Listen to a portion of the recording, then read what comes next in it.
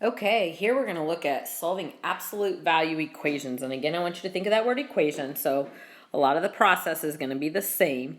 The difference is we have what we call the absolute value bars. And right here, I want to make sure that we remember what is the absolute value. And it is the distance from zero.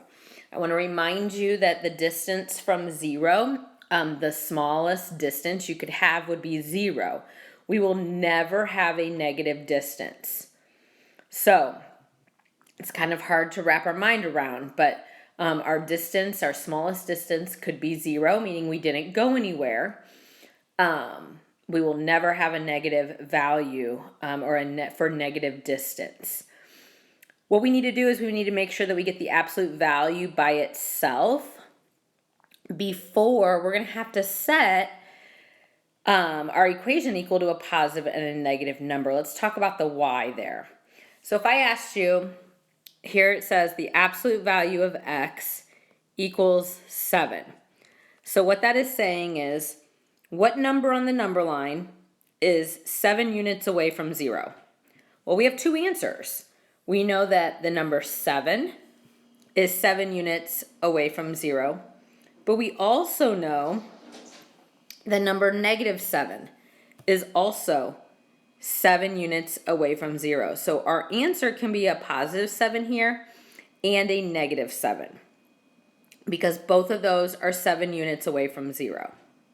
So let's talk about the solving piece.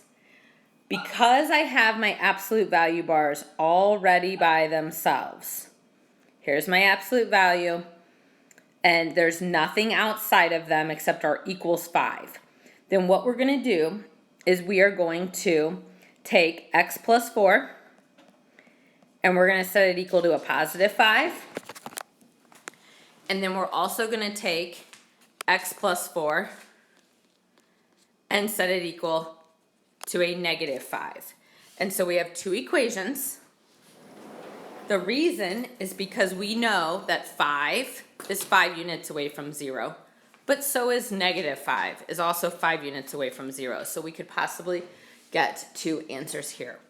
So when I go to solve these, draw a line down the equal sign, and you also probably notice my absolute value bars are gone. The opposite of a +4 is a takeaway 4. Whatever I do to one side, we do to the other. And so we have x is -9. But we also go ahead and draw a line, take away 4. Whatever we do to one side, we do to the other. And we also have x is 1.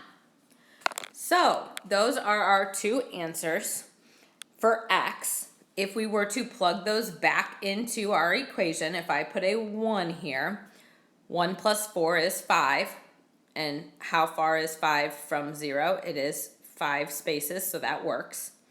If I put a -9 in there as well, -9 plus 4 is a -5. And how far is -5 from 0? Well, it is 5 spaces, so they both work. You can check your answers on those. Now again, I just want to stress that at the very top, we talked about the absolute value bars by itself before setting it equal to that positive and negative. So as I look at this second one and we draw our line down the equal sign, we can see that we do not have the absolute value bars by themselves first. So the first thing we need to do is get the -9 and the +2 to the other side. So if I add 9, whatever I do to one side, I do to the other. So we now have 2 absolute value x minus 5 equals 20. And then we still do not have the absolute value bars by itself. So we need to make sure that that 2 next to the absolute value, think of it like a parenthesis. It means multiplication. So the opposite of multiply is to divide both sides by 2. So we have x minus 5 still in our absolute value bars equals 10. Now that we have our absolute value bars by themselves, now we can go ahead and set it equal to a +10.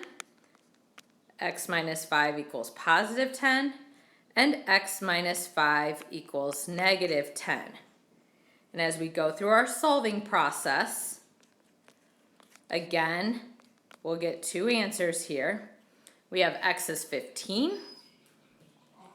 And we also have x is negative 5.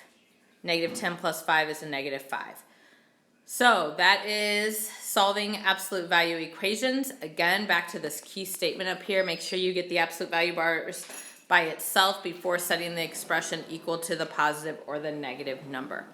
Have a great day.